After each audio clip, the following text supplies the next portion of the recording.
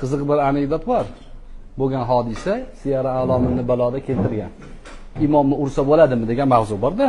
Imomni ursa bo'ladimi? Bir qozini oldiga bittasini olib kelishgan. Bu imomni urdi bu deb. Keyin uni o'tkazib, imomni ham urasanmi badbaxt? Agar to'g'ri bahona topib bermasang, to'g'ri vaj keltirmasang, masalan, qochiraman. Nimaga urding imomni desa, ertalab bomdodga chiqsam, bomdodda birinchi rakatga Baqarani zam qildi imom.